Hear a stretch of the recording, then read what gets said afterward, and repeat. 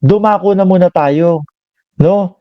Kay Marcoleta. Eto po hindi Marcoleta na ano to, hindi yung Marcoletang isa, no? Eto po ay yung nakababatang Marcoleta, mga bossing. Sabi ni Boy Tinapay at sabi ni Jordan G, ano, kamukha daw ni Lassie. Kam kamukha daw ho ni Lassie, mga kababayan. Sabi ko, grabe naman kayo. Kamukha nung tatay, siyempre, na si Rodante Marcoleta, na hanggang ngayon ho, mga boss, ay wala pa din. Hanggang ngayon ho, mga kababayan, nananatili pa din pong pangako yung pag 2,000 pesos ang inyong bill sa kuryente ay libre na.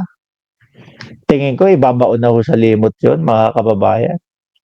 Kasi nung panahon ho ng eleksyon, nung tatay nito, tumatakbo ng pagkasenador, ang sabi ho, 2,000.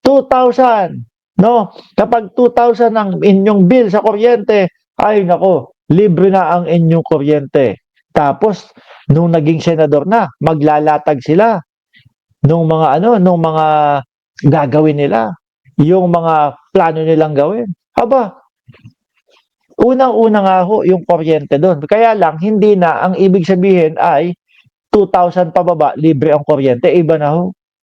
Tatanggalin na lang daw po yung VAT, value added tax, mga bossing. Di ba?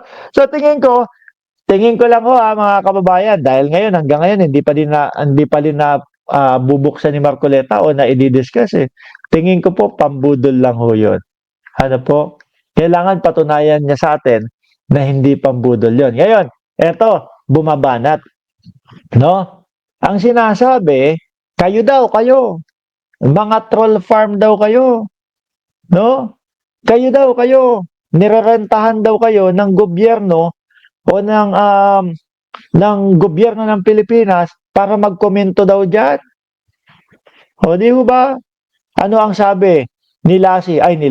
Ano ang sabi nung anak ni Marcoleta? Oh, mayroon kasi akong kakilala sa PCO, no? Sabi niya, we hire reactors. Oh, kayo. Naku, baka si Mark Ramos, yan, hinire din yan, no? Para mag-react.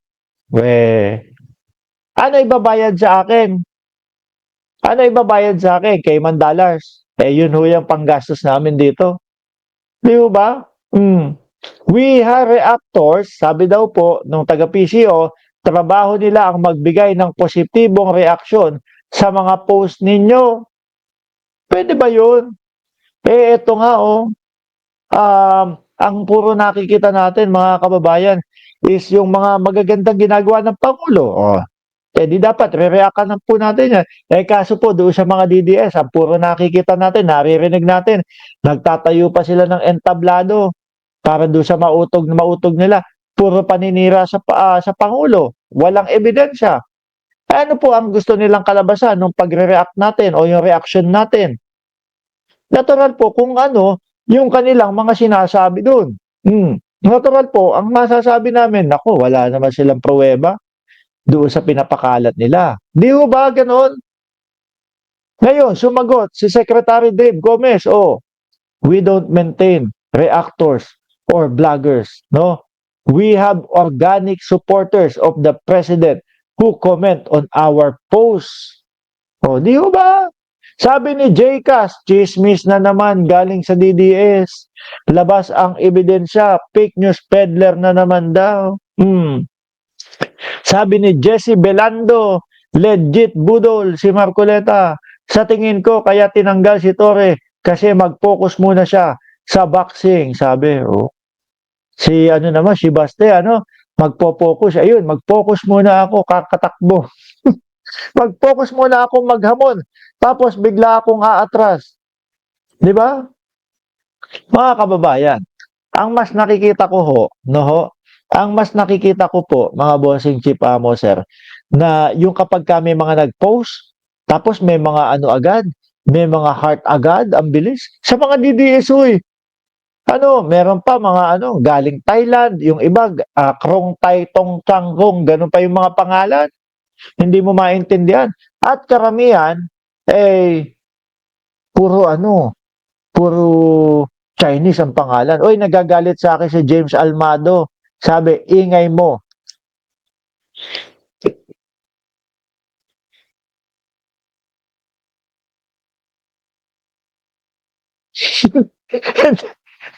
Vlogger yata yung napuntahan niya eh. Ano? Ano gagawin ko dito? Ikaw ba, mas matutuwa ka kapag ka nakaganito lang ako, James Almado, hindi ako nagsasalita. Tapos pinapanood mo ako dyan, eh di lalo kang nabwisit sa akin. Di ba?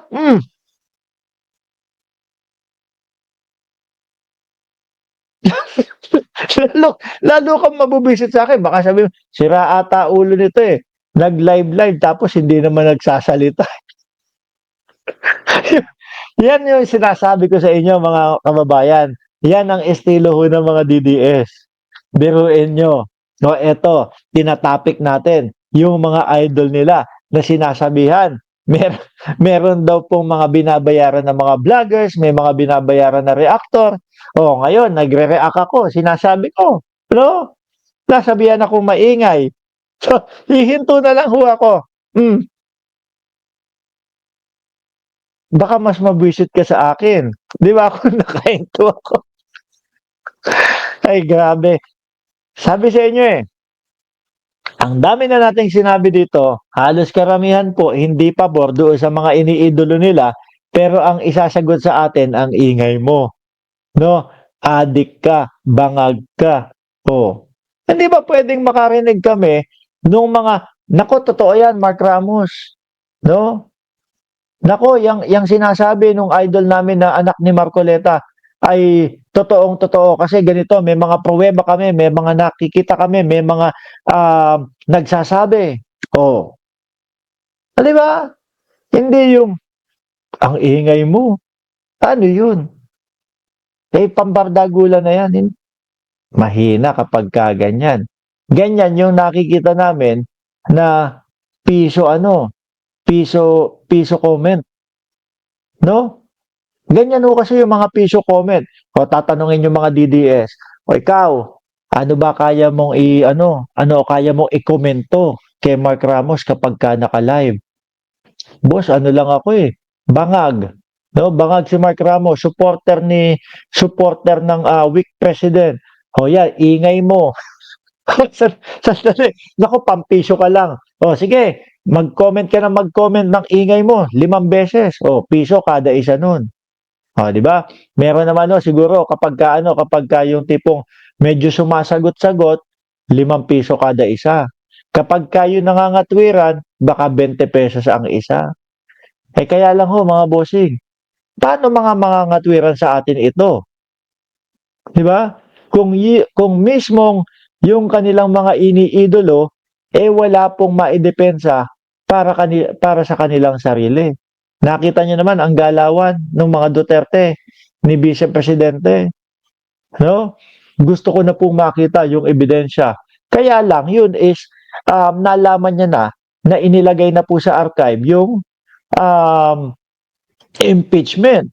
Pero po nung tuloy-tuloy lang po at may pag-asa na matuloy yung impeachment, aba, dismiss ang gusto nila. Di ba? Oh, ganyan ang estilo nyo ho eh. Tapos eto, si Marcoleta ibibintang na merong mga reactor o may mga vloggers na binabayaran ang PCO. Diyos ko naman. Eh, kailangan merong ebidensya. At tapos, kung sino man yung nagsinasabi mo o pinagmamalaki mo na mayroon akong kilala, sabi niya. No? Ganun. Latag. Yan ang yan ang problema sa mga DDS ho, mga kababayan eh. Based on what we've heard, medyo bulto-bultong pera daw po na nakalagay sa bag na itim, yung ibinibigay doon sa mga congressman na pumirma para doon sa impeachment. Oh, gamit na gamit po sa kanila yung sabi niya, sabi nito, sabi noon. Oh, based on what we've heard. Para maiiwas lang po, mga kababayan. Kasi baka wala naman kasi talagang maipapakita na ebidensya. Di ba? Gustong marinig ni James Almado na supaan. Uy, ano yan? Sabi ni Joel. Ayaw mo akong isali, boss. Pag nasa a comment, kapag di mo ako binati, boss Mark, di na lang ako manonood sa vlog mo. Sabi ni Ruben Comia. Naku pa, pasensya na. Biruin mo, Ruben Comia. O ilan tayo? Halos magta-3,000 o 3,000 na tayo mahigit dyan sa comment section. Alam niyo yung comment section? Ganon ang bilis ho. Kayo yung sinasabi yata ni Marcoleta na binayaran ng PCO para magkomento. Di ba? Sabi ni Carol Kagalawan, real talk na lang Mark, daming galit sa presidente. Mas sikat si Torre sa lahat. Maraming taga-suporta si Torre kaysa idol nyo na BBM. Alam mo kung bakit? Gabinete Marcos, daming kawatan. Ayaw ng idol mo ng kawatan. Gusto, ano daw po, nabitin yung sinabi. Marian! Happy birthday sa iyo, ha? At home balustay. Oh, live po ba ito? Minsan po live at minsan po a replay. Iyo, just to remind you that our God is watching us every second. Oho, kaya ho yung pagkakasabi ni Duterte ng sino ba tong stupido na ito inilikha tayo ganit nako. Kitang-kita ho ng kitang-kita ho ng Panginoon 'yun. Tsaka ho yung sino ba tong dahilan ng traffic na ito? Si Popo dumating, no? Ay, gusto ko tawagan, putang na ka po, umuwi ka na. Yun yung sabi ni Duterte. Naku, kitang-kita ho ng Panginoon yan, mga kababayan, mga DDS. Ano po,